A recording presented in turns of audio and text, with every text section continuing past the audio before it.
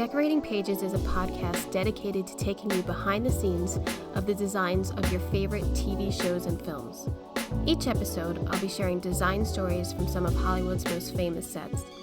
Interviews from set decorators, production designers, directors, and actors about creating the look of TV and film, about their design inspirations, and stories that take sets from page to screen.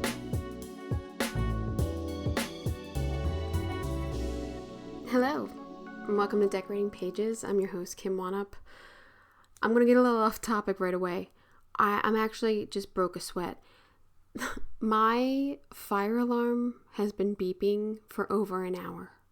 Over an hour, I've been playing around with this smoke detector, trying to get it to stop, changing the batteries, unhooking the hard wire. It was beeping. Even when the hard wire was out, it was driving me mad. And then I tested to see if I could record, and then you were hearing it in the background. Like, I know that I'm busy, and I probably shouldn't wait till like the night before to record this opening. But sometimes I feel like, what if something big happens and then I didn't talk about it on a Monday? So, So I waited, and I gotta wait till the twins go to sleep. The thing starts chirping. They go, "Mommy, can we go see it? Can we see it? It's loud, Mommy." I'm like, oh my God, I gotta get them to sleep. I gotta do the podcast, and this thing won't stop beeping. I'm sweating. I'm up on a ladder. I'm pressing the button. I'm almost deaf at this point. And I swear that the chirping is not coming from the smoke detector. I can't figure it out. I took the smoke detector down, everything.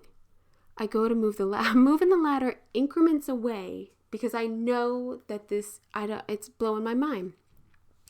I put tape over the speaker because I'm like, the sound is not coming from this. It has to be coming from somewhere. Is it in my attic? What is going on? I'm looking at the other smoke detectors in the house. I'm pushing those buttons. Then 2 of them are beeping. It's a whole thing. I go to move the ladder and I drop the tape. Here, down on the floor, like on an outlet, is a carbon monoxide detector that I didn't even know I had down there. And that's what was beeping and just needed to be reset. This is what I just went through. So I'm a little winded. I'm a little winded from my smoke detector debacle. But I'm a little winded by those smoking hot Emmy nominations. How about that? Congratulations to everyone nominated. How phenomenal. I want to go over a couple of them because especially Outstanding Production Design for a Narrative Period or Fantasy Program. Obviously, impeachment's missing, but that's cool. But The Gilded Age with Bob Shaw, production designer, you can hear him on the podcast. I talked to him when they were just starting. He was just starting to design it. It was like right, I think during or a little bit after a pandemic. So, yeah, he talks maybe a minute or so about it because he couldn't really say much. But Bob Shaw, I mean, The Sopranos, and I had a wonderful time talking to him. So that is an old podcast you can check out if you want. Also, in Outstanding Production Design for a Variety Special, we have live in front of a studio audience, The Facts of Life and Different Strokes, with production designer Stephen Olson, set decorator Jerry Kelter, and art director Raph Lennon. You can listen to that podcast I did earlier in the year, just before they won the ADG Awards. So good luck to them and good luck to everyone else. I think voting is August 12th to the 22nd. I gotta look that up again. And what else? What is one I've been watching this week? I took in a movie. I took in Last Night at Soho, which came out about a year ago, I think. Production design by Marcus Rowland and set decoration by Judy Farr. It's a period piece set in London, and it's actually modern day, but then this girl has dreams about the 60s London, which just seems like a phenomenal time to have been in London, right? The music, I have to just think of the Rolling Stones and like Shag and like all that weirdo kind of like Austin Powers design. Movie was so-so, but the design of it was really good. The ending was not good. I'm just sorry. Spoiler. Ending. No good. I caught Downton Abbey, A New Era, production designer Donald Woods, and set decoration by Linda Wilson. It's fun. It's a fun little story again, and if you are a fan of these characters, it's a nice little tightly wrapped little story. And what I've noticed about Downton Abbey, which I don't think they did much in the series, was there's really short little scenes. Like, there's like 6 sentences, next scene. 6 sentences, next scene. It's really choppy, and I don't remember the series being like that. I do feel like the last movie was like that, but they really move it along. They got a good pace going, so they do try to wrap it up, and it's enjoyable. It's cute, and again, if you're a fan of it, you got to go for it. I am still watching Feud. I'm still watching Blackbird on Hulu, which is so good. It's so good. You got to check it out. Only Murders in the Building. That second season is coming along very nicely. Again, I just love that decor, and I forgot to pull up the production designer's name and decorator, but in last week's episode, they do like a flashback to the 70s in an apartment as it was decorated in the 70s. It's really good. It's really beautifully done. So those are some beautiful things to check out amongst the hundreds of other shows that look great out there and everybody's hard work.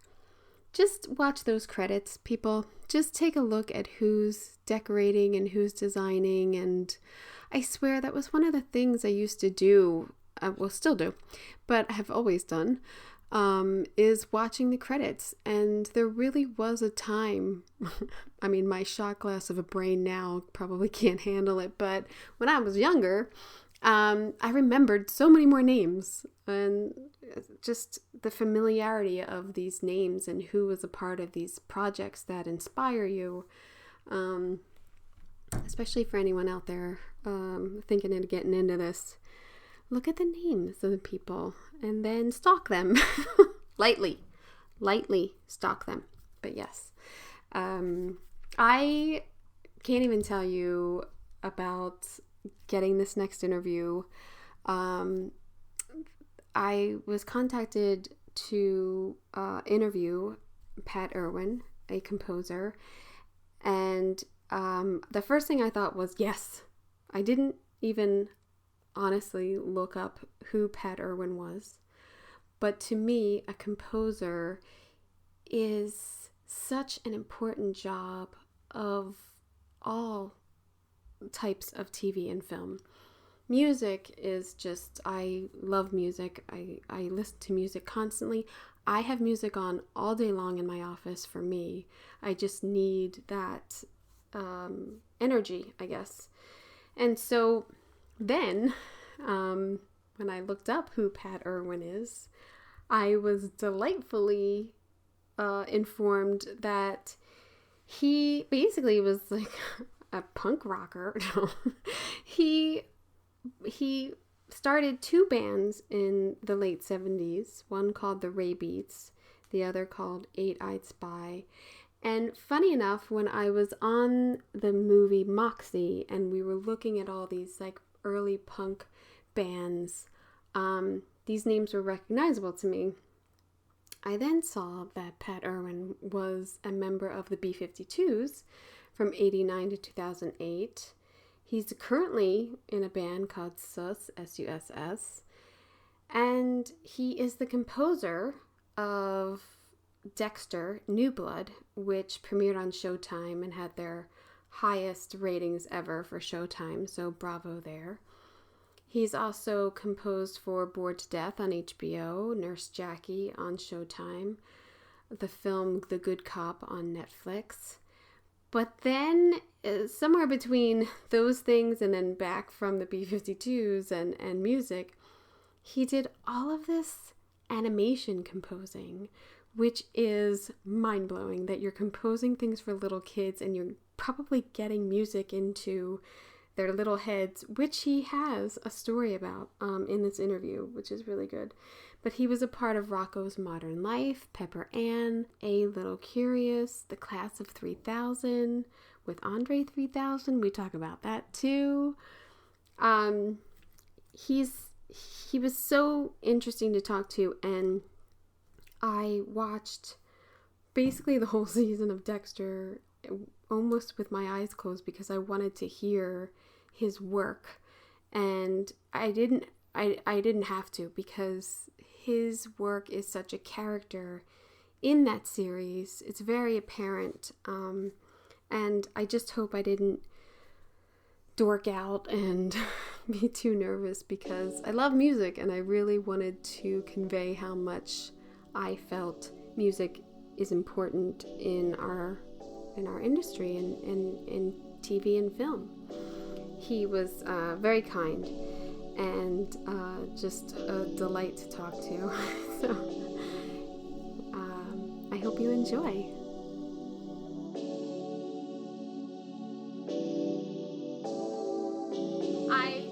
I wanted to focus on Dexter, but if it's okay, I wanted to ask you about, you know, your time in New York and music. You're teaching now, which I think is phenomenal, and also how, like, even the animated comes into it, and how you go from one to another. But if we can, you want to start with Dexter? Well, you know, Dexter was on another level, and it was a real challenge. The show was so popular, and it had a past. Yeah. I needed to honor that. Yeah. And it was a real challenge, but a good challenge. I was wondering, are there pieces of music that were in the first series that you paid tribute to? Oh, absolutely. Yeah. We knew that going in, that I would allude to the blood theme, and that was composed by Daniel Lick. Mm-hmm. It was such a strong and identifiable theme. But at the same time, we wanted to create a new place, a new show, a new atmosphere.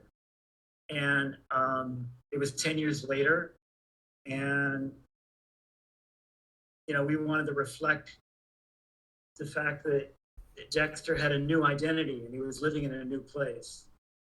And we wanted to do that through the music as well as some other things.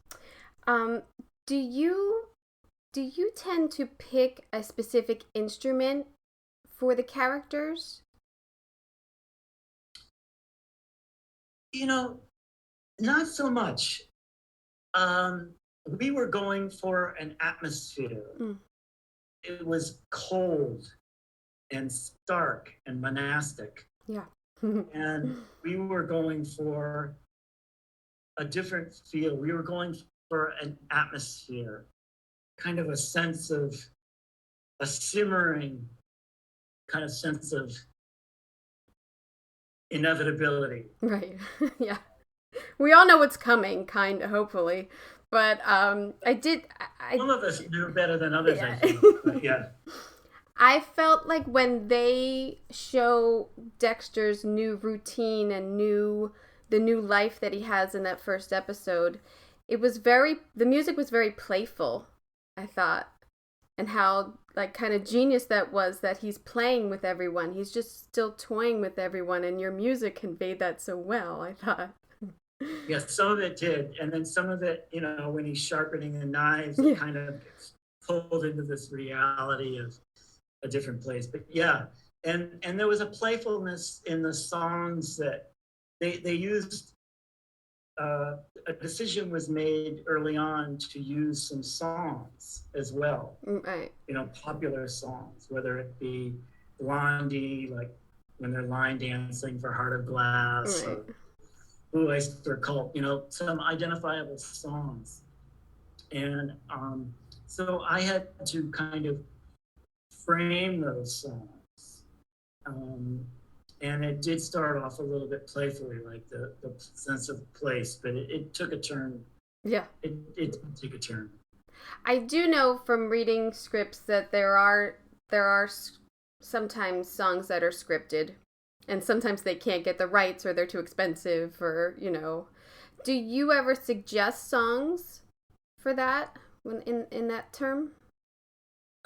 This time around, no, but I work closely with the music supervisor, Michael Hill, who did suggest. But, you know, there were plenty of people making suggestions. Yeah, well, yeah. There's a lot of captains on the ship a lot of times. Yeah, there were several captains. But they were good captains. Yeah. And I enjoyed working with them all, to be honest with you. And I'm completely honest. I mean, the showrunner and I had worked together before, so I kind of knew his tastes. But the other three producers, Michael C. Hall being one of them, I didn't know their tastes as much. So it was interesting to get into the, you know, interpretation of this character. And they knew this character a little bit better than I did when I started. I was wondering that, like, who are you giving your musical cuts to? The showrunner, or is it and the other producers, or the editor? Like, who's getting your, like, taking your notes in, I guess? I'll start from another direction. I would get a rough cut with a temporary score. Just a general idea for tone. And then I would discuss that with the director, Marcos, Scott Reynolds, another producer and writer, Clyde Phillips, showrunner, Michael C. Hall, a producer, the editor, and the music supervisor. We would all kind of discuss the pacing and the cut. And I would present a sketch. And really, the four executive producers would be the first to get me: Marco Siega, Clyde Phillips, Michael C. Hall, and Scott Reynolds. They would all give me feedback. And they had different, they had slightly different musical tastes. Yeah. I was going to say disposition, but it wasn't, they weren't conflicting. They all sort of blended to create one. And it was challenging to get the right tone, because it wasn't the exact same tone as the original series. No, it's much different. And it was, the mandate was there to create something new and something different.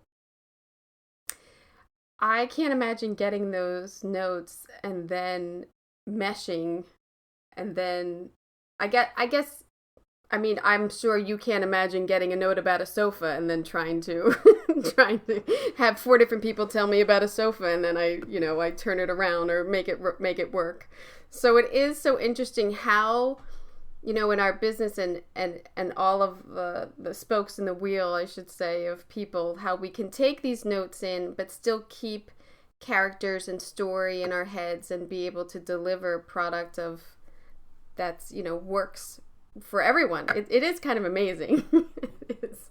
Well, it's collaborating. Yeah. And you know about it. It's a collaboration. And really, that's really what I look forward to. Yeah. It's not a problem. No. It's from different places. And of course, I think they were very conscious about not wanting to be too, they wanted to be unified as well. It was time to focus and really make the cut work and the show work. there are times where you get notes from all over the place. Yeah. Be a little tricky. Yeah. Or I always love my best note is organized chaos. He's very organized, but it's chaotic in here, and you're like, okay, I can do that. Sometimes that depends on the schedule, like how much time you have to get that sofa together. Yeah. Well, yeah. What is your schedule like from getting the rough cut to like turning over your draft or like and then to final product? How long do you guys have in post? Well, it can be anywhere from, in the very beginning it would be a couple of weeks, three weeks. I would 4 weeks, and I would submit a draft, and then I would get notes. And then it kind of got very, very, very concentrated towards the end, where it would be a week. I mean, and then at the very end, I remember, I would have sometimes hours to make a change. Oh my God. It would be like, I would get a note from somebody who was driving in a car. Yeah. Saying, no, it has to be something else. When? So are you... By 2:00. Oh, yeah. Yesterday. We need it done an hour ago, Harry. Are you getting episode by episode, or are they giving you the whole? It was episode by episode. Episode by episode. Which I think is hard. I mean, we have this big arc, and I'm sure in the music you have in your head of like your ending, how you kind of want that feeling to be. Is it easier? So is it easier on a film when you just have the whole? They're different. I did have not eight out of the 10 scripts. So I knew where this was going. I knew most of the hit points. Right. And I projected, and in advance, I put together what I call a library of ideas. That's really how I get started. I'll put together sketches for an individual character, and some. Are you hearing that siren? I know, it's me. I don't know. It's me. I'm sorry. Oh, when we both have sirens. Wow. That's good. That's funny. Anyway, I'll put together a library of ideas, and that's really and how I would get going, and then we establish a vocabulary. And I try to have sounds in mind for different characters as we went along, and themes. But again, we were going for more of an atmosphere, more of an ambience.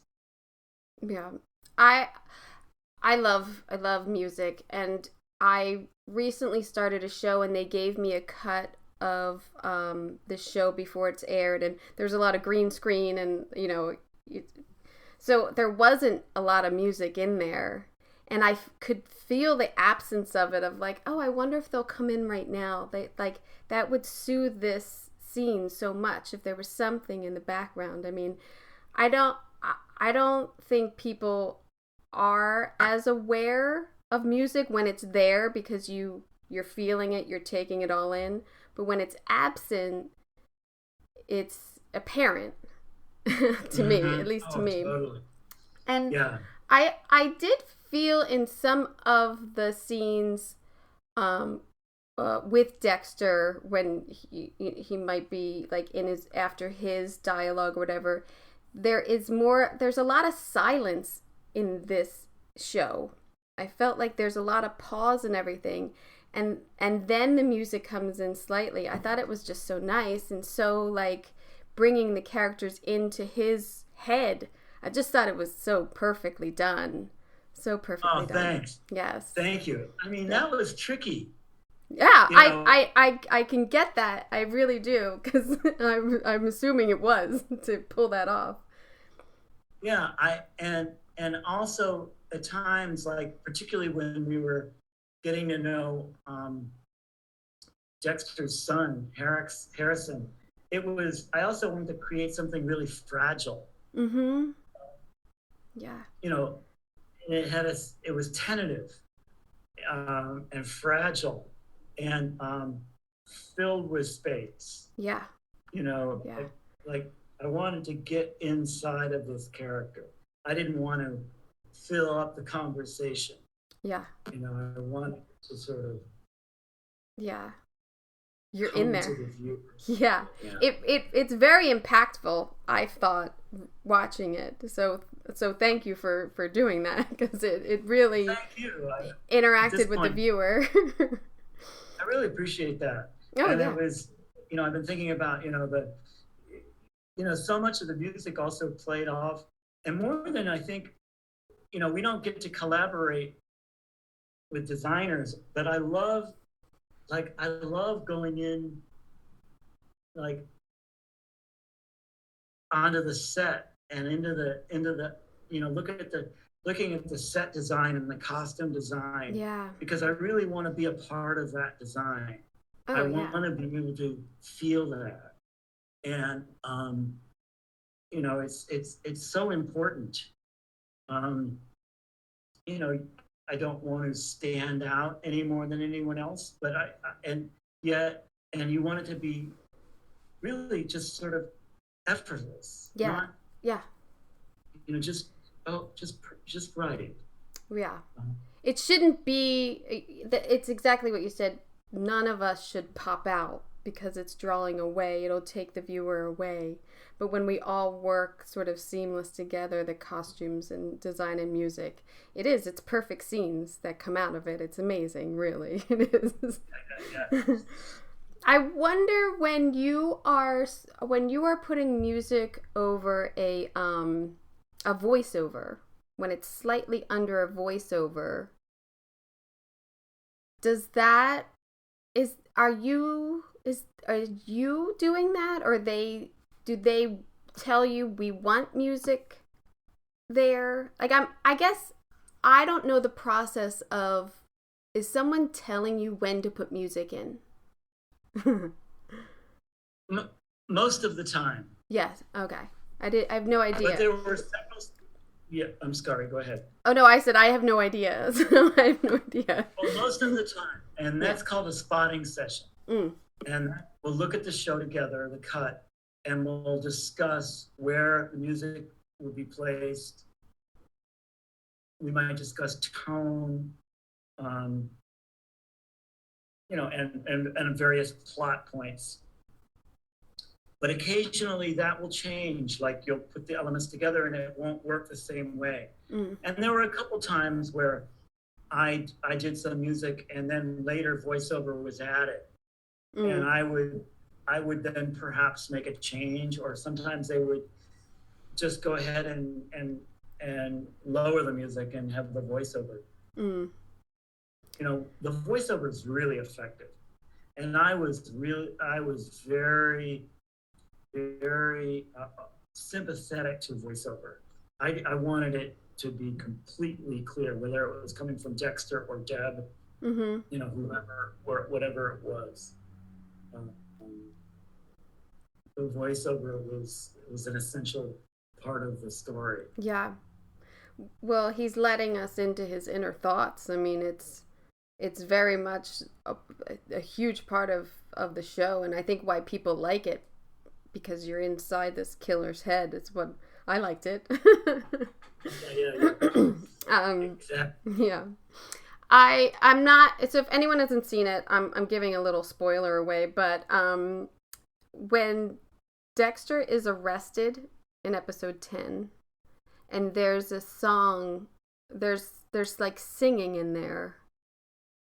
It's really beautiful. There's also a song at the very end. I'm guessing it's called "You Should Know Better Than That." By the National. When he's getting arrested, there's a piece of score that sort of evolves into a song by Radiohead. It's so good. It's so good when that whole arresting when, because it's surprising that it's happening, and then that song comes on, and then that song at the very end really stuck with me because it's the perfect wording for what's happening to them. Yeah. But you also have this like lullaby. I felt like it was a lullaby in the final scene, I think after he dies and everything, and I think because it's piano, or it just I have 3-year-old twins, so I'm into lullaby world, or was, so the action of his child being there and then what's going on, I just was very impacted of like, oh, that's so good. Like, it was so good. Yeah. It's funny that's sort of the effect that I wanted. That's definitely what I was going for. And I started that, I started to develop that in the first show. Mm-hmm. I knew where this was going to go. I knew what was going to happen. Mm-hmm. And so I was sort of carrying it through this point of view of Dexter. Mm-hmm. And it is like a lullaby. Yeah. Yes. I think that because it's mostly piano, I feel like I picked up in a lot of the music. It's very gentle, which, he's kind of a gentle killer.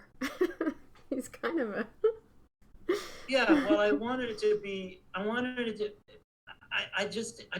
be like scary. No, no. I mean, he's scary. He is a scary character. But I also wanted it to be somewhat, internal, like brooding, like simmering. Yeah. And the piano seemed to be the right instrument. I was going through some material yesterday, and I found a lot of places where I was using a guitar, and it just didn't work. Mm. And in the very beginning, I didn't know why it wasn't working. Everybody told me it wasn't working. So I had to say, okay, it's not working. And I used the guitar for, sort of, recorded here in my studio with generating sort of noise and feedback and percussion, and underneath those sort of piano notes that you're hearing, there's kind of a simmering tonality mm-hmm.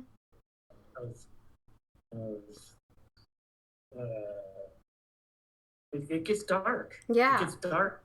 I mean, you're not only playing with instruments to find the right tone, but you also have different pitches and different, when you're coming in, if you have that spotting plan, as you think, I think that's what you called it, then is it impactful? Is it slight? You have so many variants to come up with when scoring things. It's amazing.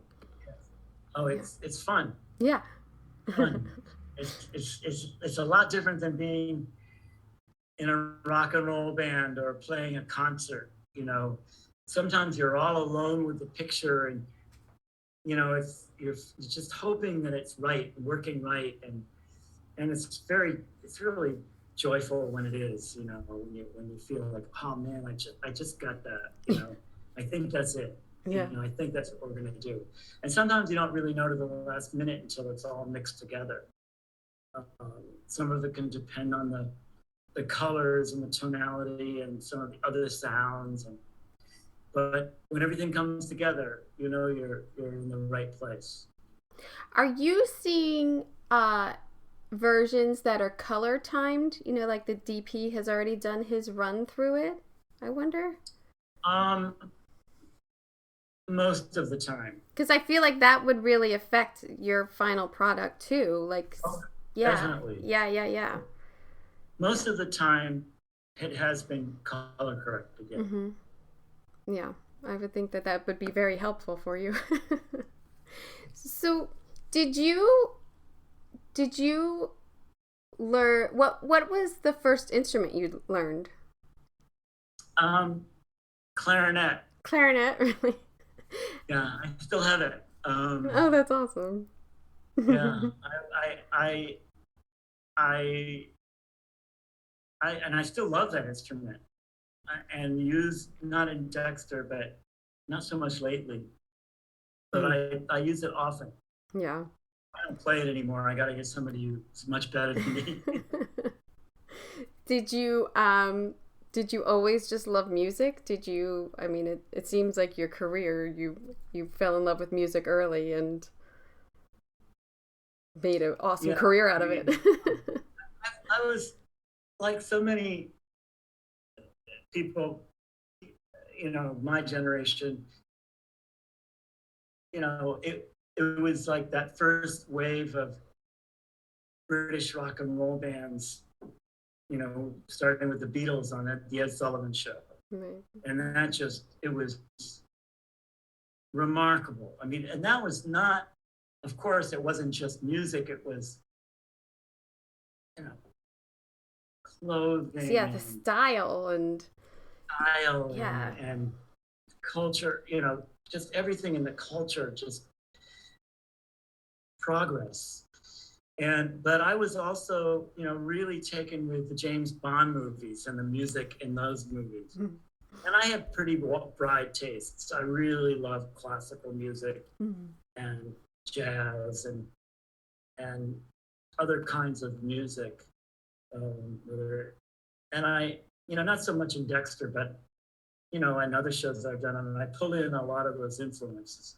I think Dexter was influenced a lot by some of the classical music that I love. But music has always been a part of my life. Yes. I wasn't sure I was going to be a musician, that's for sure. But I always you had it in there. You started like a couple bands. I mean, you were founder of like influential bands. I mean, that's an amazing feat right there. I mean, you had to have loved you loved it. Yeah, I did love it. I mean, that at that point, I was actually living in Europe, in Paris, and I knew I just had to make some decisions. But there were 2 clubs in New York City that were, as far as I was concerned, where it was the center of the world. And it was CBGB's and Max's Kansas City. Mm-hmm. And all I wanted to do was play either of those places. And that's what I'm going to do. Mm-hmm. I'm going to play CBGB's or Max's Kansas City. And I played both. Yeah. And, that was it. Yeah. It was, and then the feeling was, now what? You got to play somewhere else. And you just do it, But yeah, and then luckily I had such a great time playing with the B-52's for so many years, and I was very fortunate to play in these rock and roll bands. Yeah. I mean, I hate to say it, and I think I make myself sound old, but there's no good music anymore. There's like no good music anymore. Like all I do is listen to like either oldies or like 90s. I don't know. I'm stuck in a rut right now of not having any good music, but I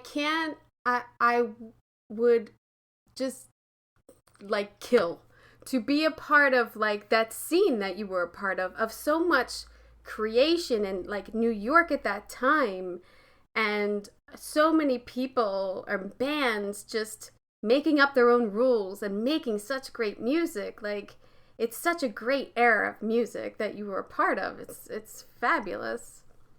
Yeah, I was pretty fortunate. I mean, New York, it was a remarkable, well, it was remarkable. Yeah. And it had, that first wave of bands that are kind of known for playing CBGBs and who did, break all the rules. The Ramones come to mind, and the Talking Heads, and Blondie. Yeah. And I was fortunate to see them all. And Television was another one. And, that's what I wanted to be a part of, but I think there is good music being made now, and music just changes, and it's hard. You develop a taste for something, and sometimes it's hard to move on and keep your ears open. Yeah. And find new things. Yeah. I'm with you, but I know there's new. I know. I mean, I always keep on my dials. I always keep like the new station on or whatever, because I want to know what's going on. I don't want to keep listening to like 80s and 90s or whatever. So I keep it in there, and then I find myself being like, I'm out. Like, I'm fearful for my children. Like, what is your music gonna be? It's just I don't know. Well, hopefully it'll be something that you don't know, and they'll tell you. I do love. I mean, even like some of the electronic music and all of the beats that they're getting out. Like, I get it. I like it. But mainstream stuff, I'm just like, I don't know where anybody is. And I think it's really hard to like get your music now. I think it went from being that's true. so it's easy. So all over the place. Where do you go? Yeah. It went from being so easy, and then we were all downloading stuff, and you had your iPod, and now you can't have your iPod because now you got to have a subscription, and like, I don't know, like they actually made it harder. Yeah. Well, it's harder. Yeah. It's definitely different. Yeah. But you can find music anywhere. Yeah, it is. It's so accessible anywhere. Yeah. It is accessible. Yeah. And that's great. Last night I was listening to some Al Green last night. Oh, I love Al Green. I love Al Green. Too. Oh, yeah. It was so great. And, and then, I'll listen to something new, whether it's, new bands or that just, I love, one of the things that was so exciting about that time in New York, it was like the beginning of hip hop.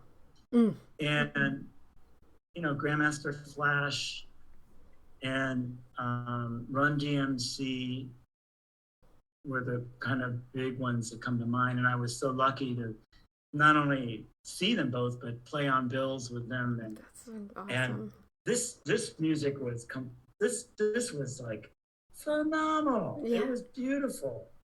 And it was electronic and taking, sampling was brand new, and it was just coming. And I've loved watching hip hop evolve. Yeah. I love hip hop. To whether it's, through,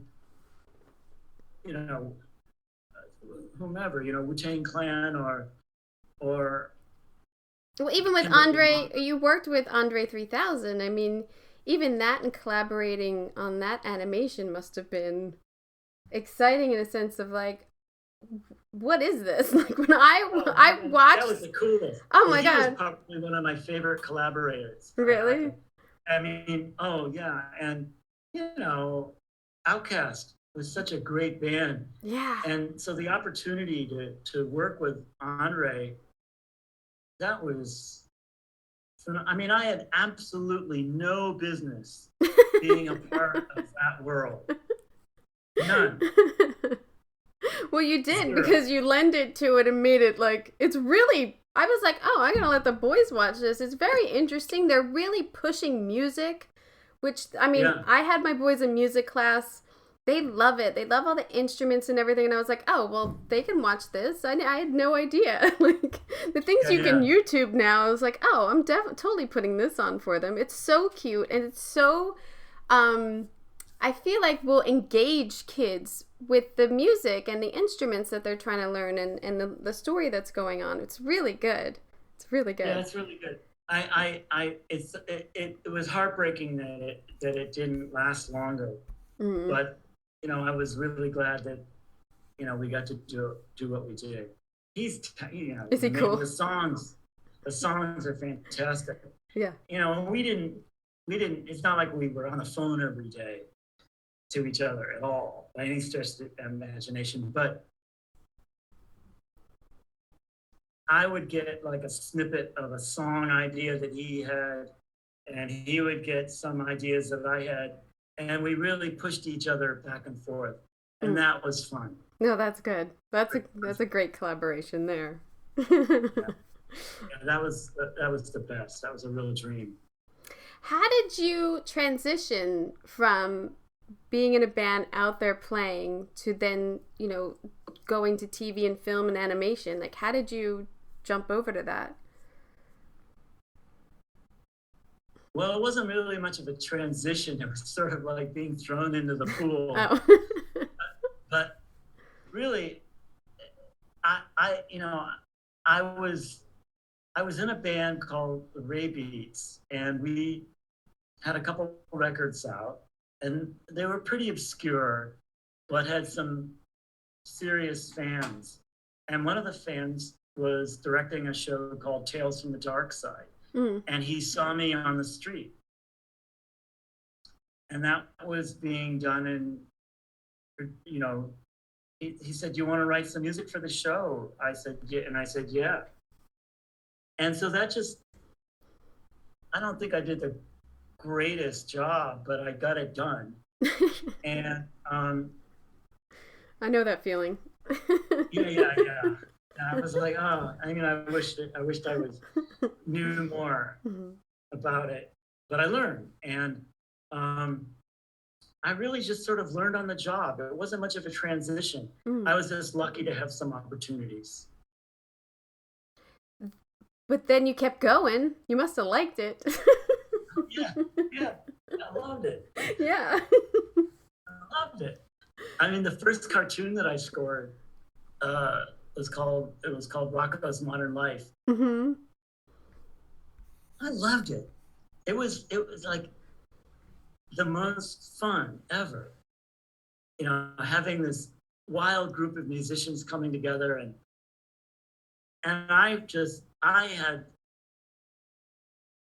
they just gave me the opportunity to use my imagination and go wild. And it was a really great time for animation too. Yeah. Oh yeah.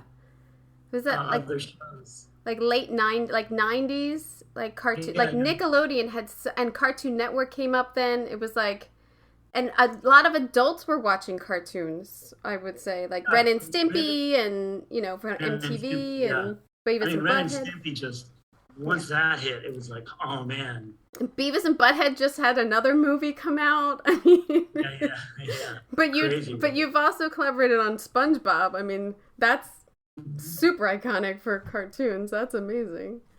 Yeah. Well, the people that were working on my first cartoon for Nickelodeon, sort of, many of them moved on to create SpongeBob. And the director for SpongeBob, the creator for SpongeBob, was a director on Rocko.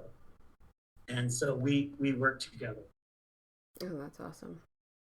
Do you prefer animation or real people? Scoring. Well, sometimes I look back at some of the cartoons and I go, I don't know how I did that, or if I could ever do that again. Really? It was, I really appreciated the real people, even though they might have been serial killers. It's Dexter. It was nice to. But if with the right animation project came back, I would definitely take a look at it. Yeah. But I loved being able to score these, different types of shows. Yeah. And Dexter was just a brand new opportunity. And I think it's such a great opportunity because, which I think is so great now, these like limited series are really just 10-hour movies. I mean, it's like you have so much more time to develop these characters, or more story, or more music to convey this story. I just love all the limited series. I think it's such a wonderful thing that we've really, like, people really like. And as a decorator, I really like it too, because you're done. Like, you're kind of done at the end. You don't have to wait, like, continuity for second season, and you're kind of done. And whether you liked working with those people or not, we're kind of done. So No, we did that. Yeah. Oh, you're absolutely right. I mean, it's a great form. Yeah. And a great format. Yeah. And like, I love, I love living with those characters and watching them develop. Not just on Dexter, but on some of the other limited series that I know you're referring to. Yeah. You get to really, really get to get inside. Yeah. Yeah. And you get involved, you get invested. There's really good TV. I mean, films, but there's really good TV out there right now. I know. Isn't it amazing? I know. There's so much to watch. How are you going to figure this out? I mean, just whether it's Severance or Hacks or yeah, and shows that I don't even know about, or Station 11. Oh yeah, that was good. Station 11. I saw one episode. It was good. I'm gonna get back to that. Yeah. I know. I think our biggest problem, like music now, is like, I don't remember I watched that, and now I don't remember what it's on. Now I gotta check I gotta check Hulu, HBO, and Apple before I remember that it was on Showtime. Like, I can't keep it straight anymore where I'm watching stuff. But do you? No, you have to Google it. Yeah. Do you watch other shows and think, that music wasn't that wasn't the right thing? Well, the contrary. Most of the time I watch other shows and think, oh my God, that music is phenomenal. That's what I do. I think, oh, I could never have decorated that. Yeah. Like the television show Fargo, 11, Severance, those just, the music in those was beautiful. Just beautiful. Yeah. The Dropout, Dope Sick, the music was fantastic. Yes. I know. It makes such a difference. And I don't think people understand it unless, like I said, like you see it without it. Because I often think to myself, wow, if I was watching this scene right now and a clown song came on, it'd have a completely different vibe. Like, the music is so important, especially in suspense or, the height of the plot. Like, it's so impactful. Well, that was the thing about Dexter. It's like, a lot of the suspense, it was already there. And, I just had to get the right amount. So it wasn't taking away from the suspense. Right. It was being a part of it, helping create it. And, sometimes you can do something and it'll be just fine, but you really want it to be special. You want it to be better than just fine. Oh, yeah. Well, I think you definitely accomplished that with Dexter. It's beautifully done, and it's very impactful for the storyline. So, I really appreciate that. Oh yeah. Even now, it means a lot to hear that. Get that kind of feedback. I'm serious.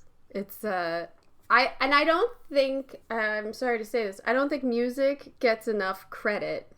Like, I've been to the Creative Emmys, and the funny thing is, when they start doing the categories of, like, best opening, like, theme song opening, people go nuts. People are like, oh, yeah, I love that. Like, everyone's, like, into that. And then when, the announcers come out and they start playing people's themes or whatever, everyone's like, oh, yeah. Like, everyone's so into music, but I don't feel like music is given enough credit of how impactful it is.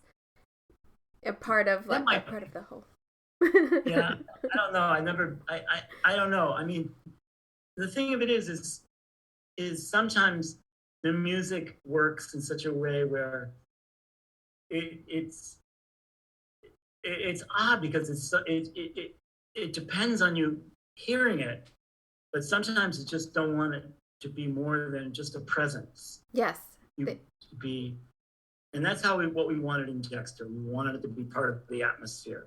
Yes. Well, we didn't to push, and we wanted to recall the themes that came before the original, that were in the original series. Mm-hmm.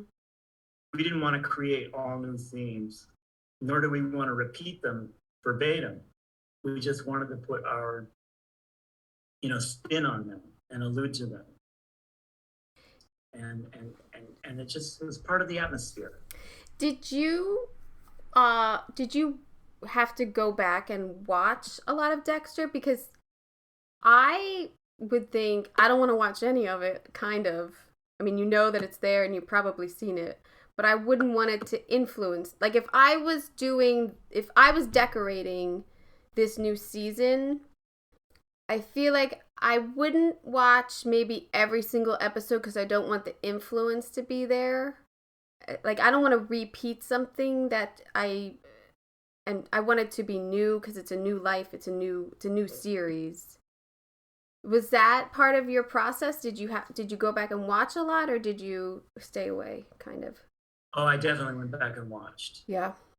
I didn't want anybody to refer to something, and I watched the first 4 seasons. Yeah. And took notes. Yeah. I took notes of every piece of music, to be honest with you. Mm. And then the following seasons after that, I just watched some of them. Yeah. But I took real careful notes. And I think it helped. I mean, I wanted to be really prepared. Yeah. Before. I was the new guy. Yeah. Was it because it was all the same producers, and was it the same director they had before? I don't know. I didn't. He was one of the directors. He was. He had worked. Oh, that's great. Yeah, I was wondering if the influence, like, would you be able to get away from it so as not to duplicate or anything? Because that's my fear of, like, I don't want to. That red sofa was probably really significant there. I probably shouldn't, like, then I'll be too aware. Yeah. No, I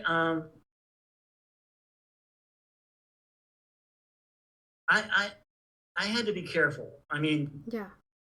But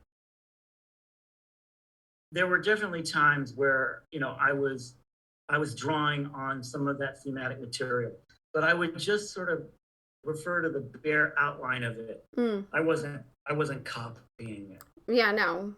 But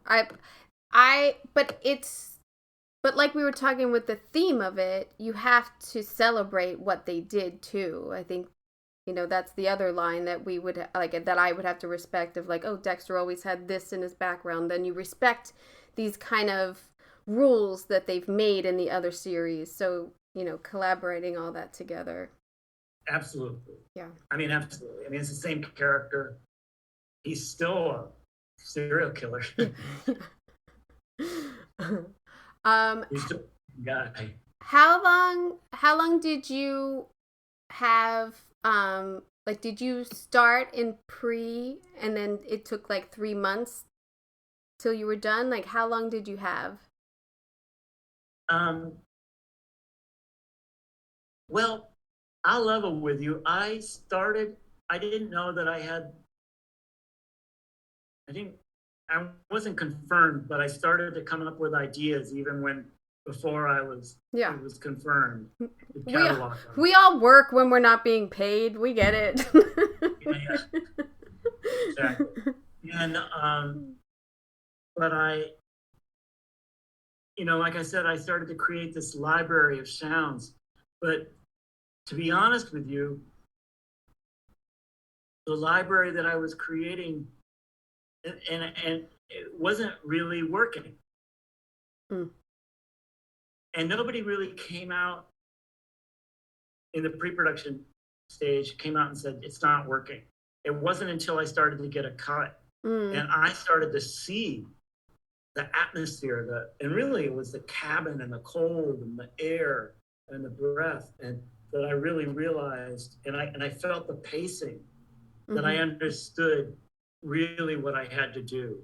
And so I kind of, I wouldn't say I started over, but I definitely, and it was Michael C. Hall who was the first to say, you know, I don't think those guitars are working. But he also gave me some positive, very positive direction in, you know, one of them, you know, creating the sounds, this ambience, this atmosphere. And I just took that positive note and ran with it. Because at that point, I didn't have much time. Then it was down to like a week. Oops. Sometimes that's better. Sometimes. Well, it's what it was. Yeah. What it was. It's part of working in TV, I think. Oh, yeah. Listen, I'm on something now. I have like 14 weeks of prep. I'm not even going to get a set to dress for the like 2 weeks out. Like, it's like, I have no, that's just the way it is. I'll just scramble at the end. Yeah. But still, we're all managing to create, like what you said, this great TV. Yeah. Yeah. You know, I don't know about you, but there were a lot of days where I didn't get much sleep. Oh yeah. I wake up thinking about Cheers and like, did I get that? Yeah. You're waking up with like music in your head, I'm sure. Like it's just coming out of us. Yeah. More than usual. I read it in your bio, but actually didn't confirm with you. Are you teaching or you have taught at Tisch? No, I do teach. You do teach. That must be, that's a fascinating course, I bet. Well, I teach at two different colleges. I teach at the NYU Graduate School of Music Theater Writing. And that's, I just teach one course, a seminar. And then at Brooklyn College, I teach several courses. I teach a seminar and then a music for film and TV. That's good. And take up a lot of it's really time. something. There's a lot of talented, really talented students out there. Oh, that's awesome. It must take a lot of time to come up with, I'm sure, your course for that, because there's probably so much to cover. Probably. Yeah, I'm avoiding thinking about it right now. I'm gonna wait about a week, and then I'll come back and I'll start preparing for the fall. I like it. Yeah. I really love the energy of the students. Oh, that's awesome. And it's particularly fun when, you know, some of them will know some of the, you know, they'll know Rocko's Modern Life or Class of 3000. Even, you know, there was a show that I wrote for small preschool kids called A Little Curious. Last year, it was an unforgettable moment when I played the theme song from that show, and this particular student who I didn't have a real strong communication, you know, bond with her, but I could just see her eyes lit up, and she said, "I used to listen to this every day." And that was fun. Oh, that's awesome. Yeah, it really lit up my world. It was a huge compliment to me. Oh, that's it. See, music is so impactful. It's all. I mean, I'm so jealous. I can't play any. I took piano lessons for like a year when I was little, but that was it. I'm so bummed. I wish I could play something. I love it. I love it. Well, you have twins? Are you gonna let them have piano lessons or something? I am. I had them in a music class that just ended, and we have a long keyboard because I have dreams of like learning in my spare time that I have. And I have all of these books that I want. Like, I can play kind of, but I keep it out and I let them play on it all the time, and I try to teach them like little chord, like put your 3 fingers down chords or something, but they're not they just want to bang on it, but they like it. Like, I have a lot of instruments around because I just think it's so important. Just the music and everything. It is important. Oh. And banking on it is really important. Yeah. You know, absolutely. The way to start. Banging on it, yes. That's true. You said banging on it, and I was like, yeah, you're right, it is true. Because they don't, they're just listening to the keys, they, getting the deep tones and the, they're learning while they're banging on it, so yeah. Oh, yeah. My son used to call the low notes the sad sound, sad one. Oh, yeah. Oh, I didn't know you were sitting in front of a keyboard. You could have played us in. Yeah. That's awesome. Thank you so much for your time. Thank you for giving me this hour with you. Again, I'm just blown away that I even got the opportunity to talk with you, and especially because it's such an important part of our film and TV making, and I don't get to talk to music people. I'm not, set decorators and music, we don't usually combine, and sometimes, I'll be honest, if there was a piece of music, it would probably influence design and decorating. Like, I wish we had more of a communication in that sense, but yeah, maybe. Well, I agree. I mean, there are some directors who play music on the set sometimes. Like I said, the ones that when I get a chance to see the costumes or the design, I get so inspired. Yeah. I feel, like, I get it. It just helps. Yeah. It all adds up. It all helps. It all adds up. It's funny how much of our worlds don't collaborate, but yet we still all make it work. That is a weird thing. It's weird. Even editing and everything. It's so weird, but it must work. Thank you so much. Thank you so much for speaking with me. I really appreciate it.